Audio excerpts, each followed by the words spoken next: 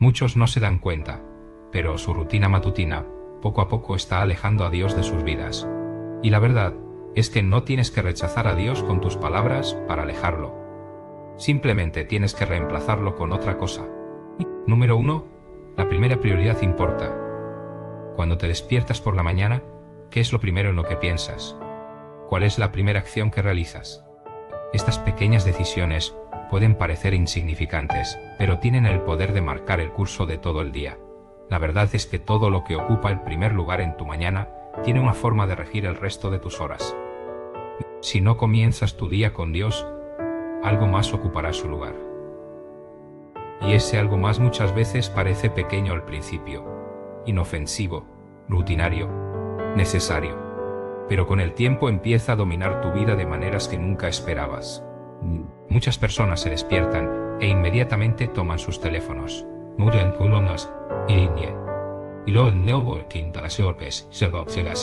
Inmediatamente toman sus teléfonos. Lo primero que ven es una avalancha de notificaciones, correos electrónicos esperando respuesta, mensajes de amigos, actualizaciones de noticias, alertas de redes sociales. Incluso antes de poner un pie en la cama, sus mentes ya están llenas de las preocupaciones del mundo.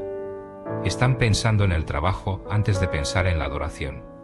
Están hojeando las noticias antes de buscar sabiduría. Están leyendo las palabras de los hombres antes de haber abierto la palabra de Dios.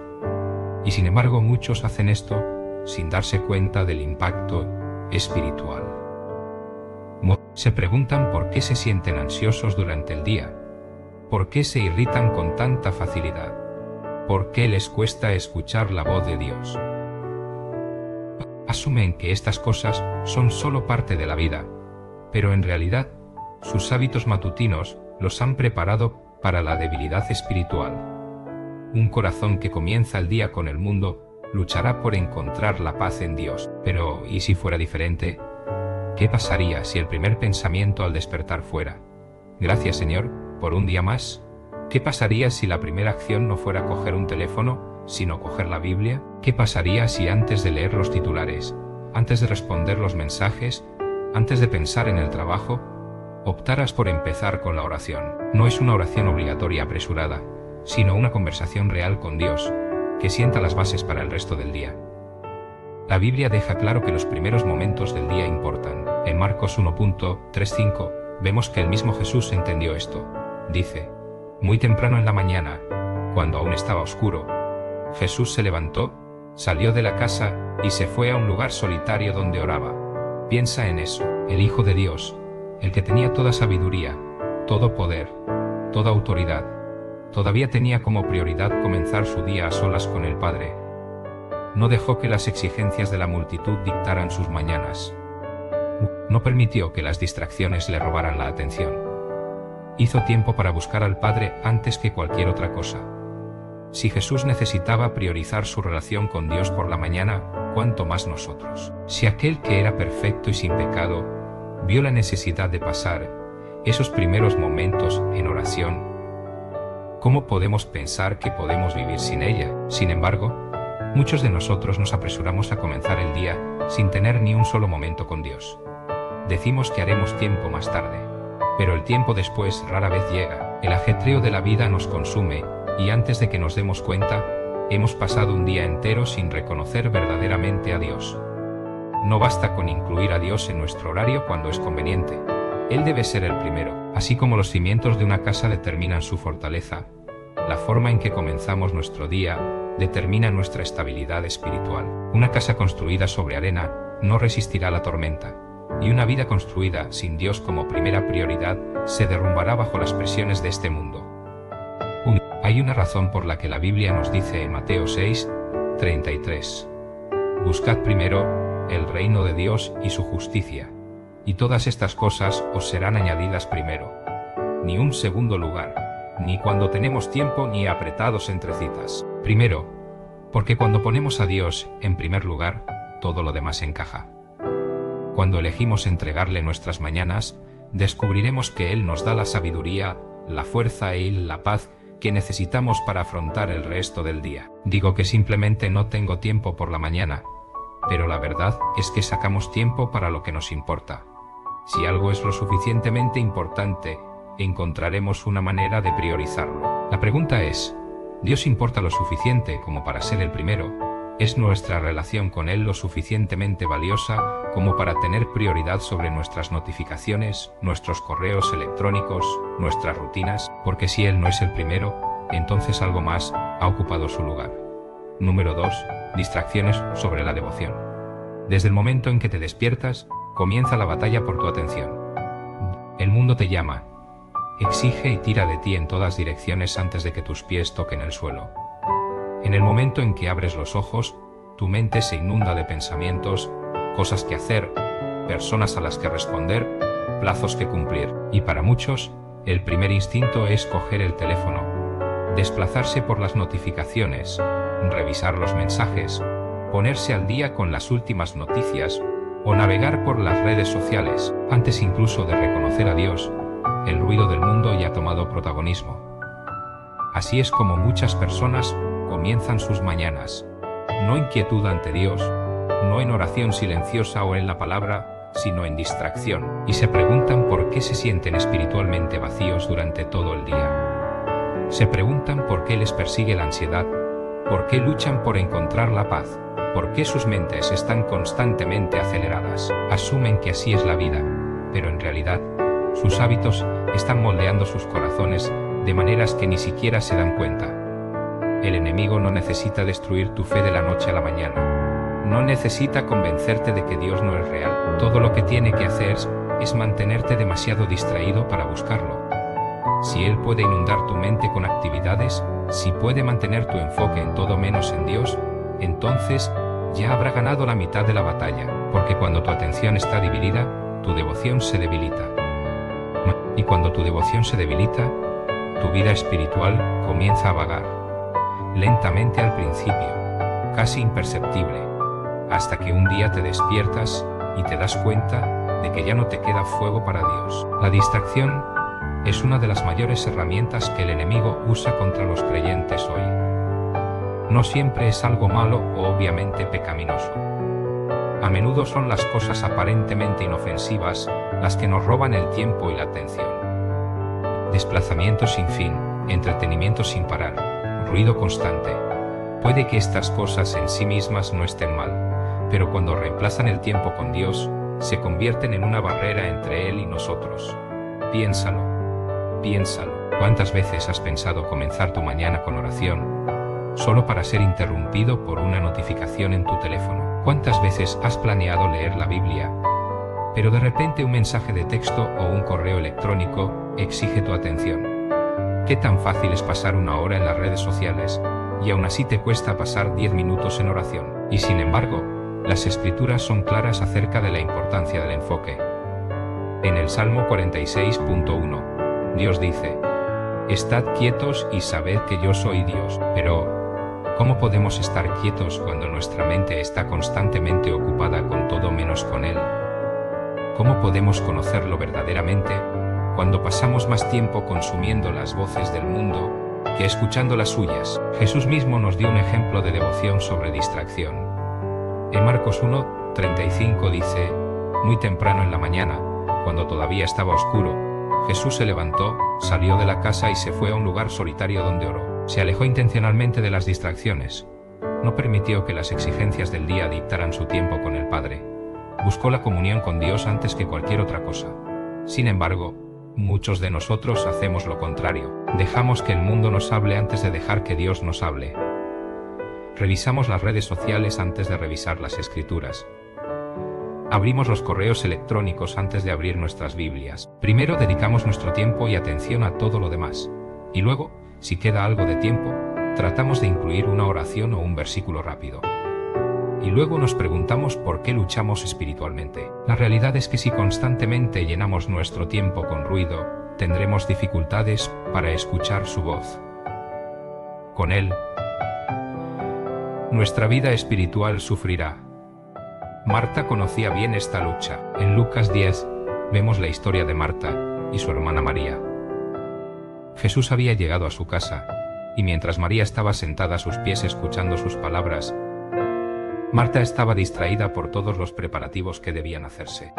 Estaba tan absorta en el servicio, tan concentrada en las tareas que tenía entre manos, que se perdió lo más importante: estar con Jesús. Y cuando finalmente habló, pidiéndole a Jesús que le dijera a María que la ayudara, él respondió: Marta, Marta, estás preocupada y angustiada por muchas cosas, pero solo hace falta una cosa. María ha elegido lo mejor, y eso no le será arrebatado. ¿Cuántos de nosotros vivimos como Marta, ocupados, distraídos, atrapados en las exigencias de la vida, mientras descuidamos lo único que realmente importa? ¿Cuántos de nosotros elegimos las tareas en lugar del tiempo con Dios, el ajetreo en lugar de la quietud, la distracción en lugar de la devoción? Número 3. Descuidar la oración y las escrituras. Hay un peligro silencioso que se cuela en la vida de un creyente, no por una rebelión repentina, no por un rechazo abierto de Dios, sino por negligencia. Ocurre lentamente, casi desapercibido. Al principio, es una sola mañana en la que se salta la oración porque la alarma sonó demasiado tarde. Entonces, es un día en el que la Biblia permanece cerrada porque la agenda está demasiado llena. Pronto, los días se convierten en semanas, y en poco tiempo, el corazón que una vez ardía con pasión por Dios se enfría. Todo por simple negligencia. Muchos no tienen la intención de alejar a Dios. Lo aman, creen en Él, quieren crecer en la fe, pero la vida se vuelve ocupada. Las responsabilidades se acumulan. Las exigencias del trabajo, la familia y los objetivos personales consumen cada hora. Se dicen a sí mismos que orarán más tarde. Abrirán la Biblia cuando tengan más tiempo. Pero lo después rara vez llega y el tiempo nunca parece detenerse. Y así, sin darse cuenta, han puesto a Dios al final de sus prioridades. La oración y las escrituras no son partes opcionales de la vida cristiana. Ellos son la base. Así como el cuerpo no puede sobrevivir sin comida y agua, el alma no puede prosperar sin la comunión con Dios. Sin embargo, muchos creyentes pasan por la vida espiritualmente desnutridos porque no se alimentan de la palabra ni beben del pozo de la oración. Se preguntan por qué se sienten distantes de Dios, por qué su fe se siente débil, por qué la tentación parece tan fuerte. Pero la verdad es que una vida sin oración y sin escritura es una vida sin poder. La oración no es solo algo que hacemos cuando necesitamos algo de Dios. Es el sustento de nuestra relación con Él. Así es cómo nos comunicamos con aquel que nos creó, cómo alineamos nuestro corazón con su voluntad. Sin embargo, para muchos, la oración se ha convertido en una ocurrencia tardía. Es algo por lo que se apresuran al final del día si lo recuerdan todo. Se reduce a palabras rápidas antes de las comidas, o a un grito desesperado solo cuando llegan los problemas. Pero la verdadera oración es más que eso. Es el lugar donde se pelean y ganan batallas. Es donde se levantan las cargas, donde se renuevan las fuerzas, donde se encuentra la paz. La Biblia nos dice en 1 Tesalonicenses 5:17 que oremos sin cesar. Esto no significa que debamos estar de rodillas las 24 horas del día, pero sí que la oración debe ser una parte constante de nuestras vidas. Significa despertar con un corazón que inmediatamente se vuelve a Dios, hablándole durante todo el día y terminando la noche en su presencia. La oración no se trata solo de pedir cosas, se trata de conocer a Dios, acercarnos a Él y dejarle moldear nuestro corazón. Y, sin embargo, la oración por sí sola no es suficiente. Sin la palabra de Dios, nuestras oraciones carecen de dirección. La Biblia es cómo Dios nos habla, cómo revela su verdad, cómo guía nuestros pasos. Se le llama lámpara a nuestros pies y lumbrera a nuestro camino. Salmo 119.1:5. Sin embargo, muchos están tratando de vivir la vida en oscuridad espiritual porque se niegan a retomarla. Hay poder en la palabra de Dios. Corrige, condena, fortalece y transforma. Es el arma contra las mentiras del enemigo, el escudo contra el engaño, el ancla en tiempos de incertidumbre. Sin embargo, muchos creyentes lo descuidaron, confiando en cambio en fe de segunda mano, sermones, devocionales y citas inspiradoras sin poder abrir las escrituras por sí mismos. Jesús mismo nos mostró la importancia tanto de la oración como de la palabra. A menudo se retiraba a orar, buscando la soledad con el Padre. Y cuando el enemigo vino a tentarlo en el desierto, Él no discutió con opiniones ni sentimientos. Él respondió con las escrituras. Él dijo: está escrito. Si el Hijo de Dios confió en la oración y las Escrituras, ¿cómo podemos pensar que podemos vivir sin ellas? Descuidar la oración y las Escrituras no solo debilita nuestra fe, sino que nos deja vulnerables. Una vida sin ellos es como un soldado que va a la batalla sin un arma, como un viajero que intenta encontrar su camino sin un mapa, y el enemigo lo sabe. Él sabe que si puede mantenerte demasiado ocupado, demasiado cansado, demasiado distraído para orar o leer la palabra, entonces puede mantenerte débil. Él no necesita destruir tu fe, solo necesita matarlo de hambre. Y muchos caminan espiritualmente vacíos porque no se han tomado el tiempo para llenarse. No sucede de la noche a la mañana, sucede poco a poco, una oración perdida aquí, una Biblia descuidada allá, hasta que un día el fuego que una vez ardió intensamente se atenuó. La pasión que una vez te impulsó a buscar a Dios se ha desvanecido, no porque dejaste de creer, sino porque dejaste de alimentar tu alma. Número 4. Perseguir lo temporal. La vida avanza rápido. No media avanza rápido. Cada día la gente se despierta y entra en un mundo que los empuja constantemente a perseguir más éxito, más dinero, más estatus, más aprobación. La persecución nunca cesa. La sociedad les dice que la felicidad se encuentra en los logros, que la satisfacción proviene de las posesiones, que la seguridad se basa en la riqueza. Y por eso, corren incansablemente, persiguiendo cosas que parecen urgentes, cosas que parecen importantes, cosas que prometen satisfacción. Pero por mucho que ganen, nunca parece ser suficiente. La promoción por la que tanto trabajan les brinda solo una sensación temporal de logro antes de que comiencen a luchar por la siguiente. Las posesiones para las que ahorraron pierden su entusiasmo después de unos meses. La admiración de los demás se siente bien por un momento, pero se desvanece con la misma rapidez. Y así continúa la persecución, dejándolos exhaustos, inquietos y vacíos, preguntándose por qué las cosas por las que trabajaron tan duro para obtener no los han satisfecho. La razón es sencilla. Todo en este mundo es temporal. Cada posesión material, cada logro, cada aplauso humano, cada comodidad eventualmente se desvanecerá. La casa que alguna vez se sintió tan nueva y emocionante, algún día necesitará reparaciones. El coche que parecía un sueño algún día se estropeará. La riqueza que tardó años en acumularse puede perderse en un instante. Incluso el cuerpo más fuerte se debilitará, y un día la vida más larga llegará a su fin. Jesús advirtió sobre esto cuando dijo: «No os acumuléis tesoros en la tierra, donde la polilla y el orín destruyen, y donde ladrones minan y hurtan, sino haceos tesoros en el cielo, donde la polilla y el orín no destruyen, y donde ladrones no minan ni hurtan, porque donde esté vuestro tesoro, allí estará también vuestro corazón». Mateo 6, 19, 21.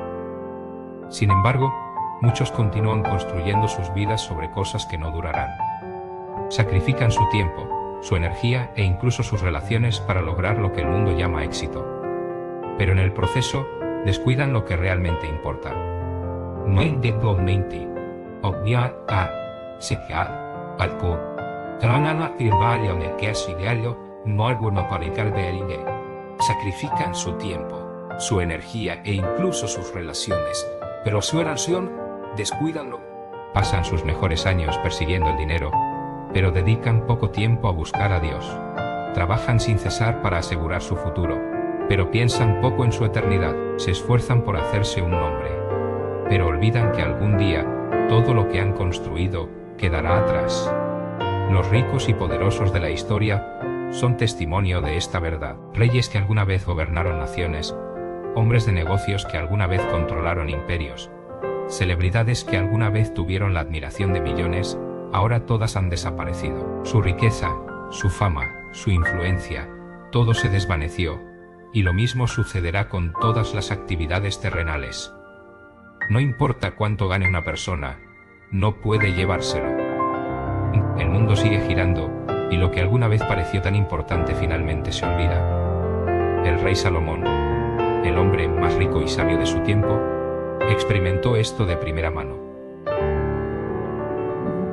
Lo tenía todo: riqueza sin medida, sabiduría sin comparación, poder, fama y todos los placeres que el mundo podía ofrecer. Y sin embargo, después de todo, llegó a una conclusión: Sin sentido, todo carece de sentido. Eclesiastés 1 o 2. Se dio cuenta de que ninguna cantidad de riqueza o éxito podría satisfacer el profundo anhelo del corazón humano. La verdadera realización no proviene de lo temporal, sino de lo eterno. El mundo dice que persigamos el éxito, pero Jesús dice que persigamos la justicia. El mundo dice que se genere riqueza, pero Jesús dice que se almacenen tesoros en el cielo. El mundo dice que busques la gloria personal, pero Jesús dice que te niegues a ti mismo y lo sigas. El mundo dice que nos aferremos a la vida, pero Jesús dice que aquellos que pierdan la vida por Él, la encontrarán. Lo que una persona persigue revela lo que realmente valora. Si persiguen solo lo temporal, significa que su corazón está puesto en las cosas de este mundo. Pero si buscan a Dios, si tienen hambre de su presencia, si invierten en lo que durará más allá de esta vida, encontrarán algo más grande que cualquier cosa que este mundo pueda ofrecer. La cuestión no es si están persiguiendo algo. La pregunta es, ¿están persiguiendo lo correcto? Número 5. La estrategia del enemigo. La batalla por el alma no se libra con espadas ni con ejércitos. Se lucha en los lugares invisibles, en el corazón y la mente de cada creyente. El enemigo no siempre viene con una destrucción abierta, no siempre ataca de manera obvia. En cambio, trabaja con sutileza, engaño y distracciones que alejan a las personas de Dios sin que se den cuenta. Su estrategia no siempre es hacer que las personas rechacen a Dios de plano, sino debilitar lentamente su fe hasta que se vuelvan impotentes, ineficaces y distantes de quien les da fuerza. Desde el principio, la estrategia de Satanás ha sido el engaño. En el jardín del Edén, no se acercó a Eva con un arma. Vino con una pregunta. ¿Dios realmente dijo? Génesis 3:1. Esa única pregunta sembró dudas en su mente, haciéndola cuestionar la palabra de Dios, su bondad, su verdad. Esa es la misma táctica que usa hoy. Susurra mentiras, tergiversando la verdad lo suficiente como para que parezca razonable. Convence a la gente de que el pecado no es realmente tan malo, que pueden vivir como quieran sin consecuencias, que los mandamientos de Dios son demasiado restrictivos. Su próxima táctica es la distracción. No necesita hacer que la gente niegue a Dios, solo necesita mantenerlos demasiado ocupados para que lo busquen. Si Él puede llenar sus vidas con infinitas responsabilidades, interminables entretenimientos, interminables ruidos, entonces puede impedirles la oración, las escrituras y el tiempo en la presencia de Dios. Un creyente distraído es un creyente débil. Un creyente distraído es aquel que no tiene tiempo para el crecimiento espiritual, ni para la adoración, ni para escuchar verdaderamente la voz de Dios. Y cuando la distracción se apodera de nosotros, comienza la deriva espiritual. Pero el enemigo no se detiene ahí. También utiliza el desánimo. Hace que las personas crean que están demasiado quebrantadas, demasiado pecaminosas, demasiado perdidas para que Dios las ame. Les recuerda sus fracasos pasados, sus errores, sus debilidades, hasta que empiezan a creer que nunca serán lo suficientemente buenos. Él toma sus luchas y las magnifica, convenciéndoles de que Dios está distante, que no le importa, que sus oraciones no son escuchadas. Y así muchos caen en la desesperación, convencidos de que su fe es demasiado débil para continuar. Luego viene la división. El enemigo sabe que una casa dividida no puede mantenerse en pie. Busca romper matrimonios, familias, amistades e iglesias. Suscita ofensas, orgullo, amargura y resentimiento, haciendo que las personas se vuelvan unas contra otras en lugar de permanecer unidas. Cuando los creyentes están aislados, es más fácil atacarlos. Cuando están en conflicto unos con otros, su testimonio ante el mundo se debilita. La división dentro del cuerpo de Cristo es una de sus mayores armas, porque mantiene a las personas luchando entre sí en lugar de luchar contra Él. La tentación es otra herramienta en su estrategia. Él conoce las debilidades de cada persona. Él sabe exactamente qué deseos explotar, qué pecados presentar como inofensivos, qué atajos ofrecer a cambio de un compromiso. Hace que el pecado parezca atractivo. Hace que parezca el camino más fácil, la elección más placentera. Pero lo que no muestra son las consecuencias. No muestra el quebrantamiento que sigue, el arrepentimiento, la separación que causa entre una persona y Dios. Quizás su estrategia más peligrosa sea la complacencia. Si no puede hacer que un creyente caiga en pecado, si no puede desanimarlo o distraerlo, tratará de hacerlo sentir cómodo. Él los convencerá de que les está yendo bien, que no necesitan buscar más a Dios, que su fe es lo suficientemente fuerte tal como está. Reemplaza la urgencia con apatía, la pasión con rutina, y lentamente, sin darse cuenta, el fuego que una vez ardió brillantemente comienza a apagarse. La estrategia del enemigo no es nueva, ha estado usando las mismas tácticas durante generaciones. Pero la buena noticia es que su estrategia no está oculta. Dios ya ha revelado sus planes a través de las Escrituras y ha dado a los creyentes el poder para vencerlos. Pero la victoria no se logra mediante la fuerza humana. Se logra al permanecer arraigado en Dios, a través de la oración, a través de las Escrituras, al vestirnos con toda la armadura de Dios y permanecer firmes en la verdad. El mayor temor del enemigo es un creyente que sabe quiénes son en Cristo, que conoce el poder de la palabra de Dios y que se niega a dejarse engañar, distraer o desanimar. Número 6. Recuperar tus mañanas. La forma en que una persona comienza la mañana suele marcar la pauta para el resto del día. Los primeros momentos después de despertar son poderosos. Sacude la mente, dirige el corazón y determina dónde se colocará la atención. Sin embargo, para muchos, las mañanas se han vuelto apresuradas, llenas de distracciones y dominadas por todo, excepto por Dios. En lugar de comenzar el día en su presencia, se despiertan a las demandas del mundo. Cogen sus teléfonos antes de coger la Biblia. Revisan los correos electrónicos antes de hablar con Dios. Se preparan para el día que les espera, pero descuidan preparar sus corazones. Y con el tiempo, sin darse cuenta, sus mañanas pasan a estar controladas por todo menos por quien les dio el día en primer lugar. Recuperar la mañana no es solo una cuestión de rutina. Se trata de realinear las prioridades. Se trata de elegir poner a Dios en primer lugar antes de que el ruido del mundo se apodere de nosotros. Se trata de reconocer que antes que nada, el alma necesita ser alimentada, el espíritu necesita ser fortalecido y el corazón necesita estar anclado en la verdad. Cuando se pone a Dios en primer lugar, todo lo demás encaja. Cuando Él es ignorado, todo lo demás comienza a resultar abrumador. Jesús mismo entendió el poder de las mañanas. La Escritura nos dice que muy temprano en la mañana, cuando aún estaba oscuro, Jesús se levantó, salió de la casa y se fue a un lugar solitario donde oraba. Marcos 1.35. El Hijo de Dios, el que tenía todo poder y autoridad, hizo que buscar al Padre fuera una prioridad antes que cualquier otra cosa. Si Él necesitaba ese tiempo, ¿cuánto más los que lo siguen? Sin embargo, muchos han permitido que les roben las mañanas. El mundo exige atención constantemente, y si el tiempo con Dios no es intencional, siempre será lo primero que se sacrificará. El enemigo sabe que un creyente distraído es un creyente débil. No necesita destruir la fe, solo necesita asegurarse de que nunca lo alimenten. No necesita impedir que la gente crea en Dios, solo necesita mantenerlos demasiado ocupados para que lo busquen. Y así las horas de la mañana, que deberían dedicarse a fortalecer el alma, se llenan de cosas menores. Pero las mañanas nunca debieron pertenecer al mundo, estaban destinados a pertenecer a Dios. Debían ser un tiempo de refrigerio, un tiempo de adoración, un tiempo de conexión con aquel que da aliento y vida. Cuando una persona despierta e inmediatamente vuelve su corazón hacia Él, algo cambia. La ansiedad pierde su control. El miedo comienza a desvanecerse. Se renuevan las fuerzas. Hay una claridad que proviene de estar en su presencia. Una paz que no se puede encontrar en ningún otro lugar. Pasar tiempo con Dios por la mañana no tiene por qué ser complicado.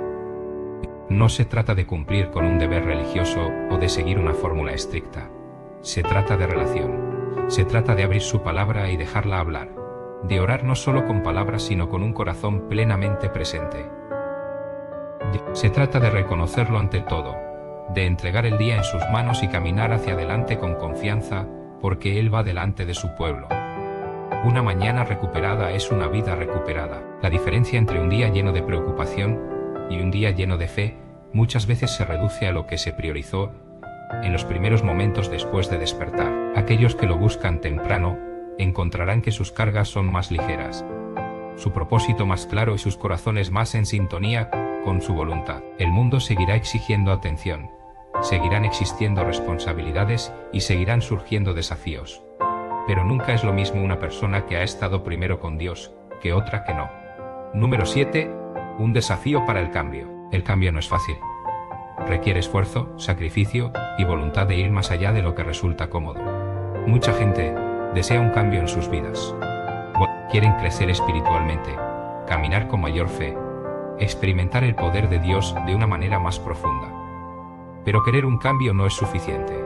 Debe haber acción. Debe haber una decisión de dejar atrás los viejos hábitos, romper con las distracciones y entrar de lleno en la vida que Dios los está llamando a vivir. Con demasiada frecuencia, la gente espera que les llegue el cambio. Esperan el momento perfecto, una señal, que las circunstancias cambien a su favor. Pero el cambio no se logra esperando. Sucede al tomar una decisión. Sucede cuando una persona decide que ya no se conformará con la complacencia espiritual, que ya no permitirá que las distracciones de este mundo la alejen de Dios. Ocurre cuando reconocen que la vida que deben vivir no les llegará por accidente. Debe perseguirse con intención.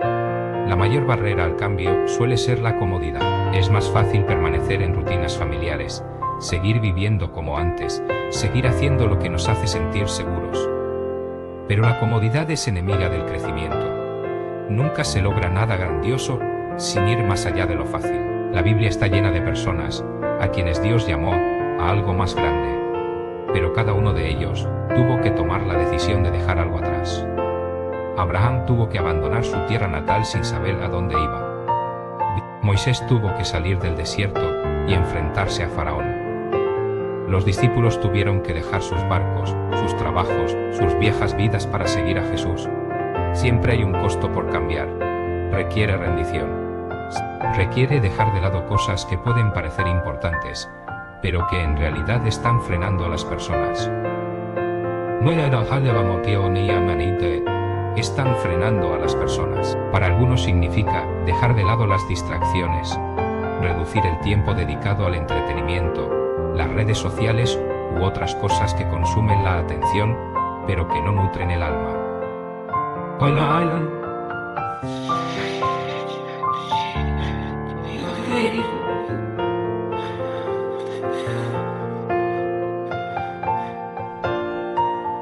U otras cosas que consumen. Para otros significa dejar ir el miedo al fracaso, el miedo a adentrarse en lo desconocido, el miedo a lo que puedan pensar los demás.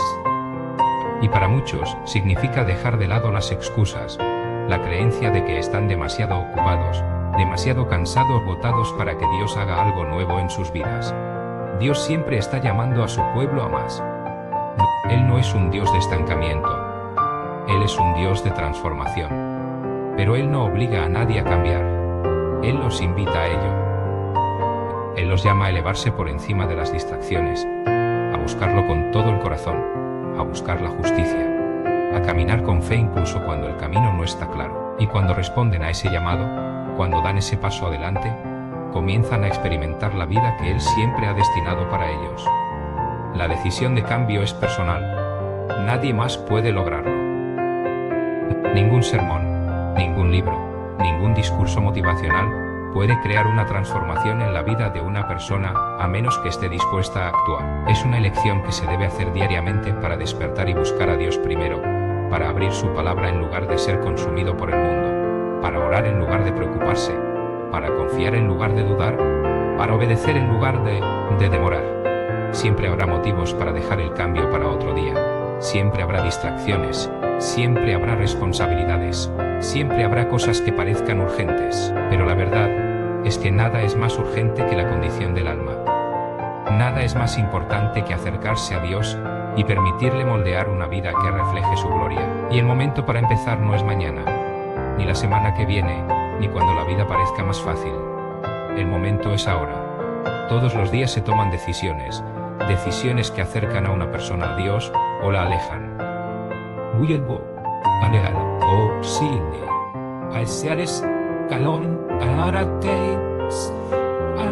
La forma en que se pasan las mañanas, las prioridades que se establecen y las distracciones que se entretienen desempeñan un papel en la configuración de la vida espiritual. La estrategia del enemigo es sutil y trabaja a través del ajetreo, la complacencia y las actividades temporales para debilitar la fe y distanciar a los creyentes de Dios. Pero siempre existe la oportunidad de cambiar de rumbo, realinear las prioridades y recuperar lo que se ha perdido. La verdadera satisfacción no se encuentra en perseguir lo que se desvanece, sino en buscar lo que es eterno. La fuerza no se encuentra en el esfuerzo personal, sino en entregarse a la presencia de Dios. El cambio no se produce únicamente mediante buenas intenciones, sino mediante un compromiso diario de poner a Dios en primer lugar. Aquellos que tienen hambre de más, que se niegan a conformarse con la mediocridad espiritual y que eligen luchar contra las distracciones, experimentarán la profundidad del poder y la presencia de Dios en formas que nunca imaginaron. El momento de la transformación es ahora. El desafío está planteado. La pregunta no es si Dios está dispuesto a actuar en una vida, sino si esa vida está dispuesta a hacerle espacio.